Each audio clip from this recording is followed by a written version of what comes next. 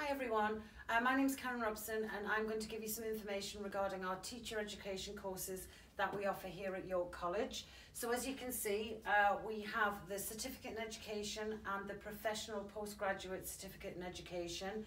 So these courses are designed for anybody who wants to go into teaching, and the audience ideally is 14 plus. So that can range from a number of institutions in relation to where you might see yourself teaching.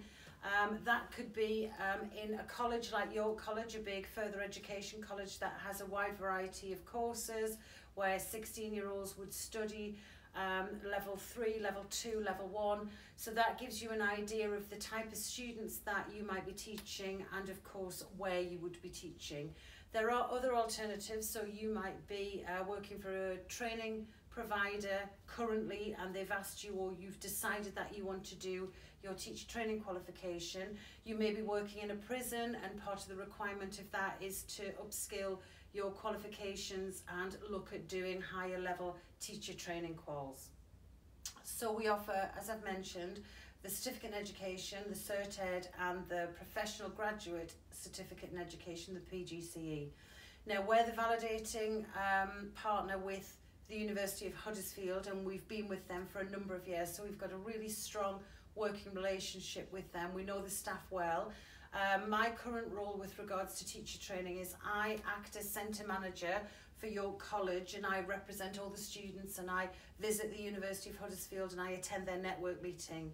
I support the staff in the team, but mainly my responsibility at the end of the course that you study with us, as I represent York College at their course assessment board. So I'm the one that confirms you've passed your qualification and then you would receive your certificate after that.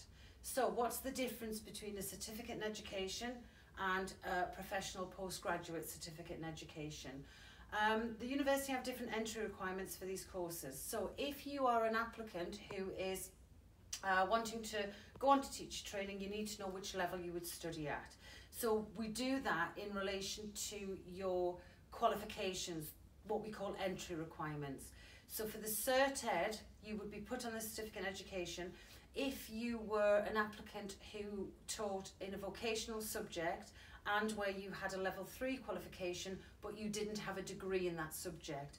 So those subject areas tend to be, for example, there could be plumbing or construction or hair and beauty. Students who have a degree who then teach in that subject area would then be enrolled onto the PGCE.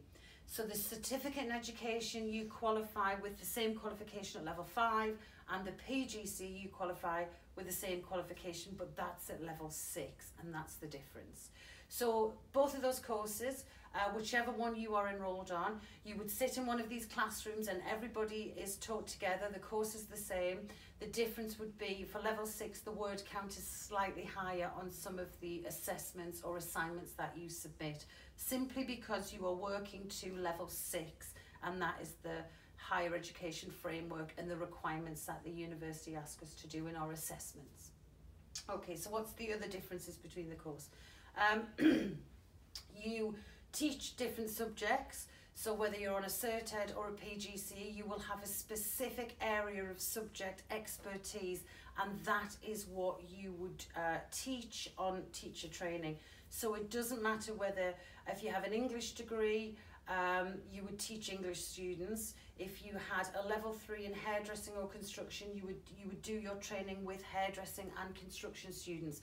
So your entry level qualification is your subject specialism, and that's what we expect you to then teach on the programme.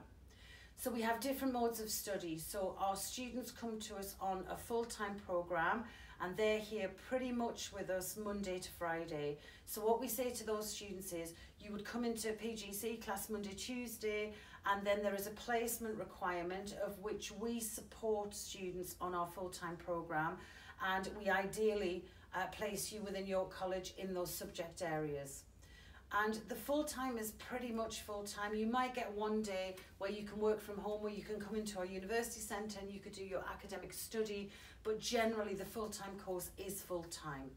The part-time course is for students who might be working, they could be teaching, they could be paid teachers, or they could have a different job and they want to come and study teacher training part-time. So we have a teacher training class, and that's approximately 3.5 hours one evening a week. But in addition to that, you would need to find, we normally advise on 3 hours, around about a 3-hour placement per week. And it's your responsibility on the part-time course to find that placement. We can help and advise, and we would always help our students, but we can't provide you with placements here at York College. You would need to arrange them yourselves. So you can go on York College website, and we've got our teacher training qualifications on there. If you're applying for full-time, there's a UCAS code, and obviously you would do that through the UCAS admission systems.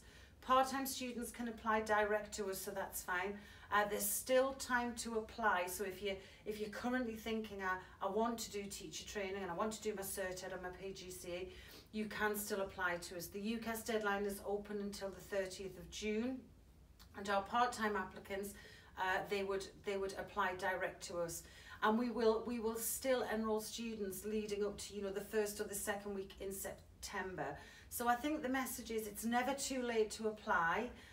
If in doubt, go on our website, send InfoZone a query email, and they'll probably then pass that on to me, and I can liaise direct with any questions that any of our students have. So the course it's academic, it's got assessments, it's got assignments, it's got presentations, you do a micro-teach, which often the students are more worried about that, but once they've completed it, it's a really good way of building confidence. It's a good way of presenting information and teaching your peer group, and we always give really positive feedback with some areas for development, but generally it's very positive, because what we want to do is we want to build your confidence. And teacher training is developmental. We don't expect you to start the course and have any experience of teaching. We don't expect you to be great teachers, and we don't want you to worry about not being either of those things. So the course is developmental. We will start at the beginning. We will support you. We will build those skills. You'll go into placement. You'll reflect, which is incredibly important. You will learn by your mistakes, and you will feel elated when you have a really good class and students are motivated and learning is really good. So I think other than that, apart from the fees, our full-time fees are $7,200 for 1 year. Our part-time fees are half that, so $3,600 for 2 years per year. And again, most of our students apply through Student Finance England and get what we call a tuition fee loan. And there will be information in this video as how to do that. It's the government website, Student Finance England. And we look forward to meeting with you. It's a really exciting course. There's lots to do. It's a very reflective course, and that placement is the key to it. So we'll teach you everything we need to and help you and support you. But then in that placement, you'll have that real experience of going into the classroom and teaching young people. And it's a great course, and we hope to see you in September. Thank you.